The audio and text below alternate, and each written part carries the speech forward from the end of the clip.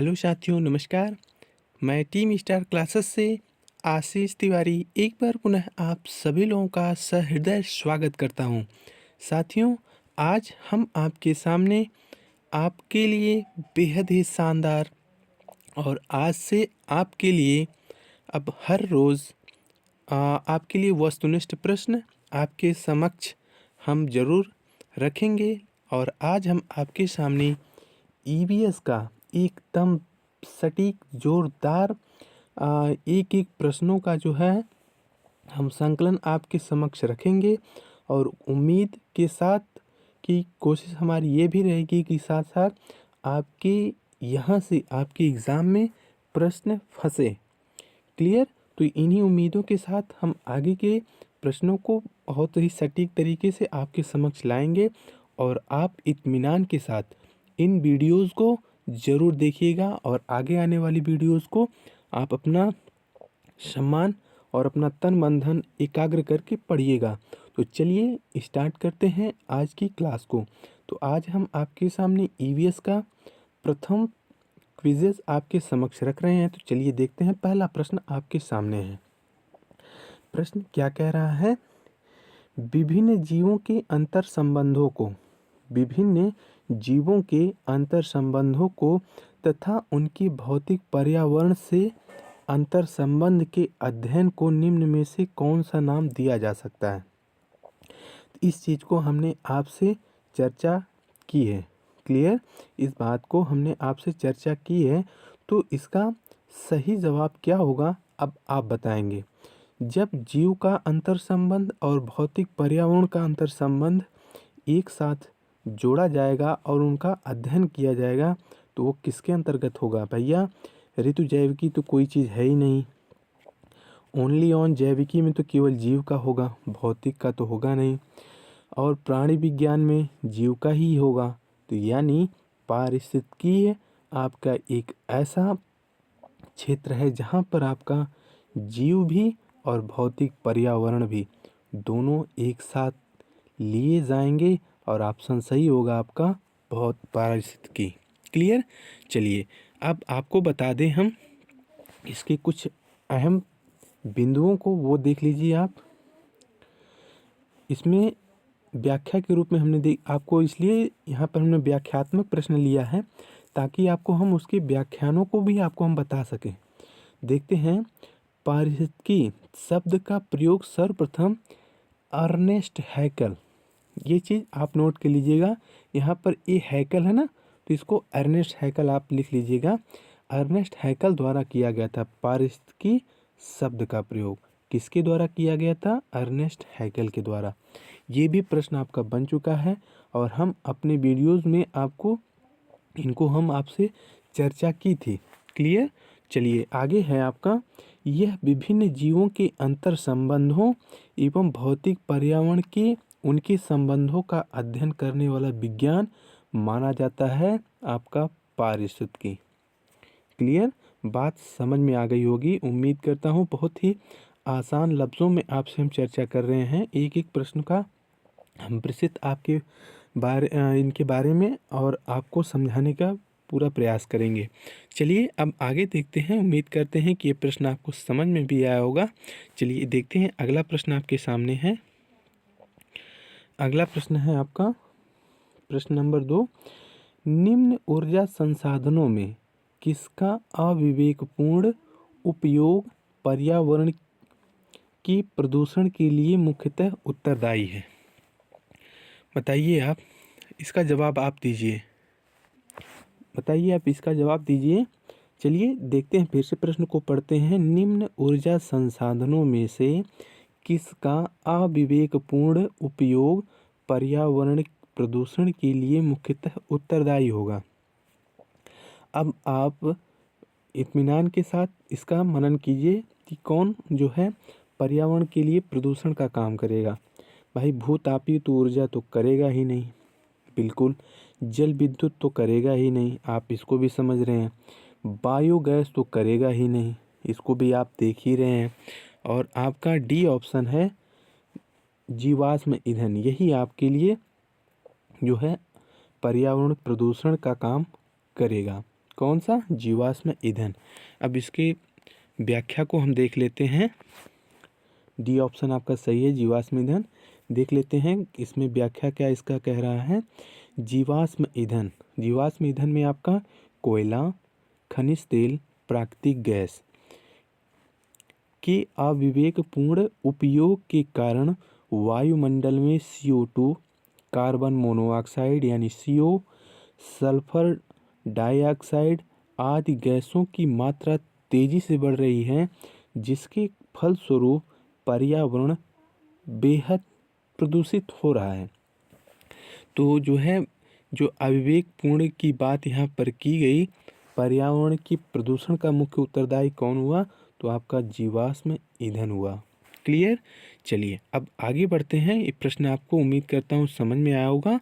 चलिए आगे बढ़ते हैं, अगला प्रश्न देखते हैं। अगला प्रश्न क्या है? अगला प्रश्न आपके सामने है। निम्न में से कौन एक एजेंडा 21 के नाम से प्रसिद्ध है? इसको भी हमने आपसे चर्चा की थी दोस्तों। वीडियो को आप प्लेलिस्ट में जाके देखिएगा और आपको सारी चीज़ें समझ में आएगी। तो प्रश्न क्या कह रहा है, फिर से पढ़िए। निम्न में से कौन सा एक एजेंडा 21 से संबंधित है?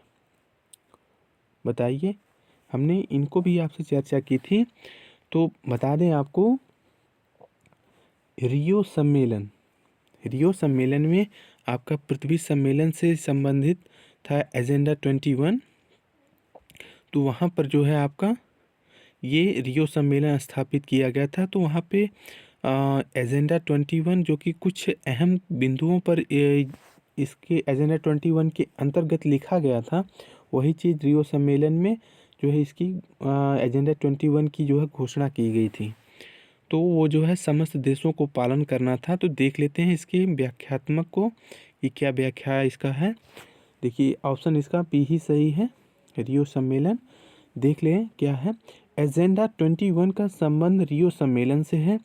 संयुक्त राष्ट्र संघ द्वारा पर्यावरण एवं सतत विकास का पहला पृथ्वी शिखर सम्मेलन 1992 में रियो डी जेनेरियो यानी आपका कहाँ पर? ब्राज़ील। ये रियो डी जेनेरियो एक प्रसिद्ध क्षेत्र है ब्राज़ील देश में। 1992 में रियो डी जेनेरियो में आयोजित किया गया था, जिसमें 21वीं सदी के लिए पर्यावरणीय विकास हेतु कार्यक्रम निर्धारित किए गए। इन कार्यक्रमों को एजेंडा 21 का नाम दिया गया था। समझ गए ना भैया? ये सब व्याख्यात्मक आपके लिए बेहद ही इम्पोर्टेंस अपना महत्व स्थान रखते हैं, तो इनको भी आप ध्यान में रखिए, इसलिए हमने इनको शामिल किया है। और आपको ये प्रश्न आप समझ गए होंगे एजेंडा 21 क्या है। क्लियर? चलिए अब आगे बढ़ते हैं। ये पर्यावरणीय विकास हेतु के लिए था। क्लियर? चलिए प्रश्न संख्या आपका नंबर 4 है, देखते हैं इसके बारे में। ये क्या कह रहा है? पर्यावरण प्रदूषण के निम्नलिखित प्रभाव हैं। पर्यावरण प्रदूषण के निम्नलिखित प्रभाव हैं, कौन कौन से हैं उनको देखते हैं। धरातल पर पहुंचने वाले सूर्य के प्रकाश की मात्रा को कम करता है। पर्यावरण के प्रदूषण का निम्नलिखित प्रभाव क्या है उसको आपको बताना है। ऐसे ही आपके प्रश्न आएंगे और जब यहाँ पर आप गलती करेंगे तो परीक्षा में आप सही कर ले जाएंगे, लेकिन परीक्षा में आपकी गलती होगी तो वो सुधारने लायक नहीं होगी। इसलिए बहुत इत्मीनान के साथ वीडियो को देखते चलिए और व्याख्या के साथ हम आपको बता देंगे। तो देखते हैं पर्यावरण प्रदूषण के निम्नलिखित प्रभाव कौन कौन से हैं। धरातल पर पहुंचने वाले सूर्य के प्रकाश की मात्रा को कम करता है। बी ऑप्शन है कोहरे में वृद्धि होती है। सी ऑप्शन है वातावरण के तापीय गुणों को परावर्तित कर देता है। और नंबर डी आपका उपर्युक्त सभी। तो इसका सही जवाब आपके जहन में आ चुका होगा, बताइए आप। चलिए हम इसका सही जवाब बता दें। अब आप जान ही गए होंगे कि ये तीनों कारण जो हैं आपके जो है पर्यावरण प्रदूषण के लिए अहम प्रभाव डालते हैं, तो इसलिए आपका सोचना सही है, उपर्युक्त सभी होगा, डी ऑप्शन। क्लियर? चलिए अब आगे बढ़ते हैं, व्याख्या को देख लेते हैं हम। व्याख्या में है आपका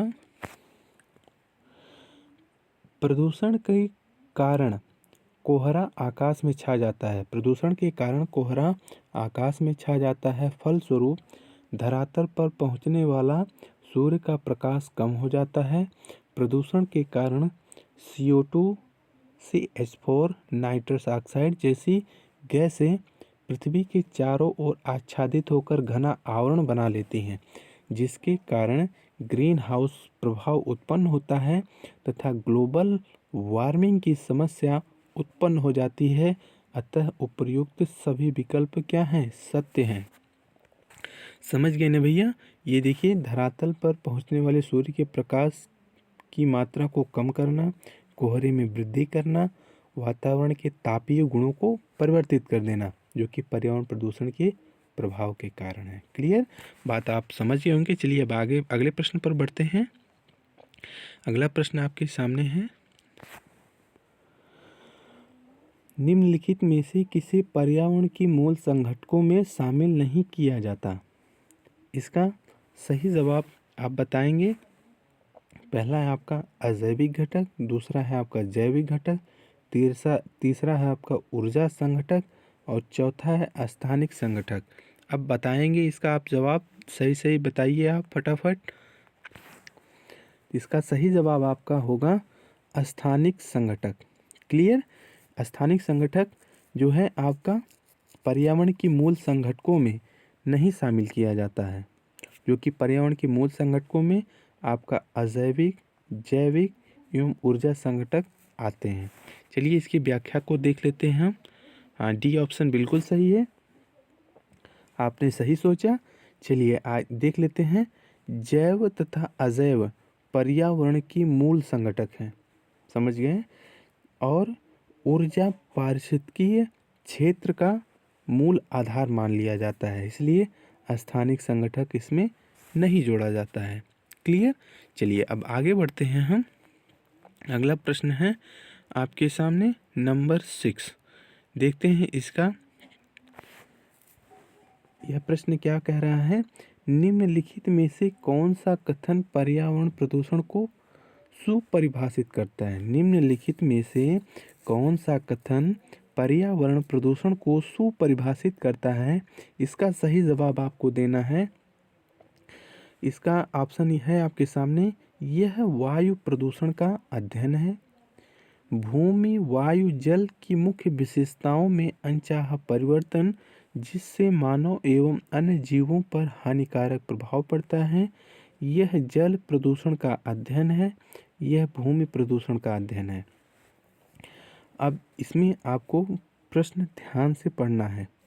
क्या कह रहा है कि पर्यावरण प्रदूषण को सुपरिभाषित कौन करता है? इनमें से कौन सा ऑप्शन? तो मुझे ज़्यादा लगता है बी ऑप्शन। अब आप बताएं ये गलत है या सही है। चलिए देखते हैं इसमें जो है क्या कह रहा है कि पर्यावरण को कौन परिभाषित कर रहा है। भूमि, वायु, जल की मुख्य विशेषताओं में अनचाहा परिवर्तन जिससे मानव एवं अन्य जीवों पर हानिकारक प्रभाव पड़ता है, वो जो है आपका पर्यावरण प्रदूषण कहलाता है। पर्यावरण आपका प्रदूषण कहलाता है, इसलिए बी ऑप्शन सही है। आप लोगों ने सही ट्रिक किया होगा, उम्मीद है मुझे। और चलिए देखते हैं इसकी व्याख्या को। व्याख्या क्या है इसका? बी ऑप्शन बिल्कुल सही है, व्याख्या नहीं है। चलिए अगले प्रश्न की तरफ बढ़ते हैं। अगला प्रश्न आपके सामने है, विश्व वन दिवस कब मनाया जाता है? विश्व वन दिवस कब मनाया जाता है? पहला ऑप्शन है 10 जनवरी को, दूसरा आपका है 21 मार्च को, तीसरा आपका ऑप्शन है 23 मई को और चौथा ऑप्शन है आपका 7 दिसंबर को। तो हमने जो है सभी दिवसों के बारे में ऑप्शन में चर्चा की थी। तो प्रमुख दिवसों के बारे में हमने इसके बारे में आपको एक अच्छी वीडियो आपको प्रदान की थी। यदि आपने वीडियोस को ध्यान से पढ़ा होगा तो हमने एक भाग पर्यावरण का और बाकी फिर जो है अन्य दिवसों को हमने आपसे चर्चा की थी। तो पर्यावरणीय जो दिवस हैं उनमें आपका एक वन दिवस आता है, जिसे हम यदि आप वन दिवस को नहीं पढ़े होंगे तो आप लोग जानते होंगे वानिकी। वानिकी शब्द आपने पढ़ा होगा और यही शब्द हमने जो है वीडियोस में इसका नाम डाला है। तो इसलिए हम आपको बता दें, वानिकी मतलब कोई यदि नहीं जानता हो तो वानिकी का मतलब होता है आपका वन। क्लियर। तो वन जो है, वन दिवस आपका कब मनाया जाता है? तो 21 मार्च को। क्लियर। विश्व वन दिवस या विश्व वानिकी दिवस आपका 21 मार्च को मनाया जाता है। क्लियर। चलिए आगे देखते हैं। सही ऑप्शन आपने चूज़ किया, बी ऑप्शन बिल्कुल सही है। देख लेते हैं। विश्व वन दिवस आपका 21 मार्च को मनाया जाता है। विश्व पृथ्वी दिवस आपका 22 अप्रैल को मनाया जाता है और विश्व पर्यावरण दिवस 5 जून को मनाया जाता है। ये जो तीनों दिवस हैं बेहद ही महत्वपूर्ण हैं और इनको आप ध्यान में ज़रूर रखिएगा। क्लियर। चलिए अब आगे बढ़ते हैं हम। अगला प्रश्न आपके सामने है नंबर 9। निम्नलिखित में से कौन सा ओजोन क्षरण का कारण है? निम्नलिखित में से कौन ओजोन क्षरण का कारण है? तो ऑप्शन में आपका है पहला क्लोरीन, दूसरा फ्लोरीन, तीसरा कार्बन और चौथा मीथेन। तो इसका सही जवाब आपको देना है। तो इसका सही जवाब आपका होगा क्लोरीन। क्लियर। सही जवाब आपका होगा क्लोरीन। क्लियर। और फ्लोरीन नहीं होगा, मीथेन भी नहीं होगा, कार्बन भी नहीं होगा। तो चलिए इसकी व्याख्या को देख लेते हैं कि कैसे। तो इसका व्याख्या आपके सामने है, देख लीजिए।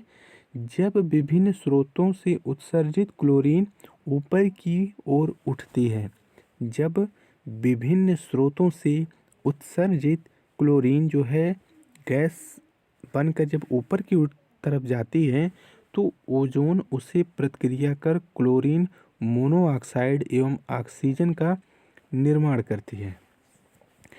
तो यहाँ पे जो क्लोरीन गैस है, ये क्लोरीन गैस जब ऊपर वायुमंडल की तरफ जाती है तो जो ओजोन आपका परत है और ओजोन गैस भी, ओजोन एक गैस भी है और एक आपकी परत भी है, उससे जो है क्लोरीन क्या करती है, अपक्रिया करती है तो क्लोरीन मोनोऑक्साइड का निर्माण करती है और साथ ही साथ ऑक्सीजन का भी निर्माण करती है। क्लोरीन एक अणु ओजोन के कई अणुओं को नष्ट करने में सक्षम है। ये भी आप ध्यान दीजिएगा, क्लोरीन का मात्र एक अणु ओजोन के कई अणुओं को नष्ट करने में सक्षम है। इसलिए जो है क्लोरीन आपका ओजोन क्षरण में बेहद ही महत्वपूर्ण भूमिका निभाता है। इसलिए क्लोरीन के क्षरण पर हम सबको जो है रोक लगाना है। क्लियर। और जो है आपका ये बहुत ही महत्वपूर्ण शानदार प्रश्न था। तो चलिए ऐसे ही प्रश्न आपके एग्ज़ाम में आते हैं और आप सब लोग गलतियां कर बैठते हैं। इसमें लोग क्या करते हैं कि कार्बन को ट्रिक कर देंगे। यदि कार्बन बच रहा है तो क्लोरीन का तो उन्हें ध्यान ही नहीं रहता, वो कार्बन डाइऑक्साइड है, कार्बन मोनोऑक्साइड और इन सभी गैसों को जो है ट्रिक कर देते हैं यदि ऑप्शन में दिया रहता है, लेकिन क्लोरीन को भूल जाते हैं। क्लियर। तो क्लोरीन को भी आपको ध्यान में रखना होगा। क्लियर। चलिए अब आगे बढ़ते हैं हम। अगला प्रश्न आपके सामने है।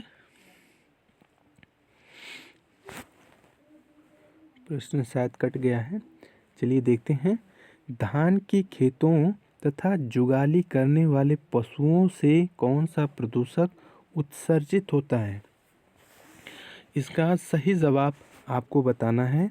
धान के खेतों तथा जुगाली करने वाले, जुगाली का मतलब क्या होता है? जो पशु अपना भोजन जब खा लेते हैं तो उनको जो है बिचाली बोलते हैं, या फिर आप दूसरी भाषा में, गांव की भाषा में आप लोग समझ जाएं, जिसे कहते हैं पागुर। क्लियर।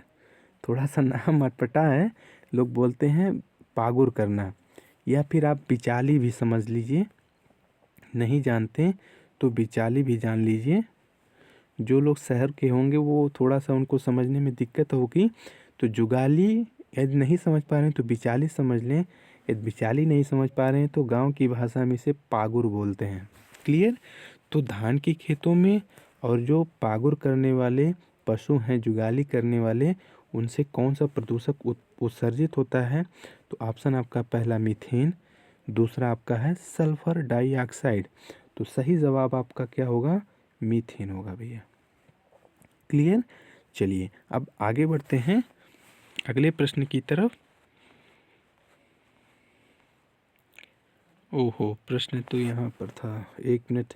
चलिए देखिए, आपका सी ऑप्शन नाइट्रोजन ऑक्साइड और तीसरा कार्बन मोनोऑक्साइड। तो वहाँ पर आपका सही जवाब क्या था? मीथेन का। क्लियर?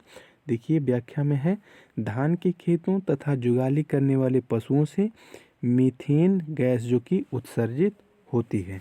क्लियर? चलिए आगे बढ़ते हैं हम अगले प्रश्न की तरफ। अगला प्रश्न आपके सामने है, वायुमंडल में CO2 तथा आर्गन कितने प्रतिशत पाए जाते हैं? CO2 में माफ़ कीजिएगा, वायुमंडल में CO2 तथा आर्गन कितने प्रतिशत पाए जाते हैं? तो इसके बारे में हमने आपसे चर्चा की है और इसको हमने विधिवत आपसे बताया था। वायुमंडल में CO2 की मात्रा 0.03% और ऑर्गन की मात्रा 0.93% होता है, इसलिए सही जवाब आपका ए ऑप्शन होगा। क्लियर?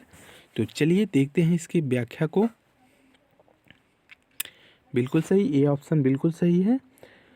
वायुमंडल में CO2 तथा आर्गन क्रमशः 0.03 तथा 0.93% पाए जाते हैं। इन अंकों को ध्यान में रखिएगा भैया, क्योंकि आपकी प्रश्न ऐसे ही पूछ लिए जाते हैं, इनमें कोई एक और जीरो बढ़ा दिया तो क्वेश्चन तब भी गलत, लेकिन एग्जैक्ट जो डाटा है वो यही है, इनको आपको ध्यान में रखना होगा। क्लियर? चलिए अब आगे बढ़ते हैं हम अगले प्रश्न की तरफ। अगला प्रश्न है नंबर 12। नंबर 12 प्रश्न आपके सामने है, इसको देख लीजिए। वह कौन सी गैस है जो आगरा के ताजमहल की तबाही का कारण बनी हुई है? तो आपका है SO2, CO, HNO3, N2O, यानी nitrogen oxide, carbon monoxide, sulphur oxide. इसका सही जवाब आपका होगा सल्फर डाइऑक्साइड, यानी ए ऑप्शन इसका सही होगा। क्लियर? चलिए बिल्कुल आपका ये ऑप्शन सही है। व्याख्या में देख लेते हैं। SO2 गैस आगरा के ताजमहल को नुकसान पहुंचा रही है, जिसके कारण इसका अस्तित्व खतरे में पड़ गया है। क्लियर? तो चलिए अगले प्रश्न को, माफ़ कीजिएगा, प्रश्न आपका समाप्त हो गया है। तो आज का सेशन आपको कैसा लगा EVS का? हमने आज बहुत ही शानदार तरीके से आपके सामने इन प्रश्नों को रखा। तो अपना विचार, अपना कमेंट्स ज़रूर दीजिएगा और आपसे ज़्यादा से ज़्यादा उम्मीद मैं ये करता हूँ कि इस वीडियो को लाइक, शेयर और सब्सक्राइब करेंगे और अपने समूहों में, अपने फ्रेंड दोस्तों में भेजेंगे। तो चलिए मिलते हैं अगले भाग में शानदार क्विज़ेज़ के साथ पुनः उपस्थित होंगे। अपना ख्याल रखिएगा। Take care. जय हिंद, जय भारत,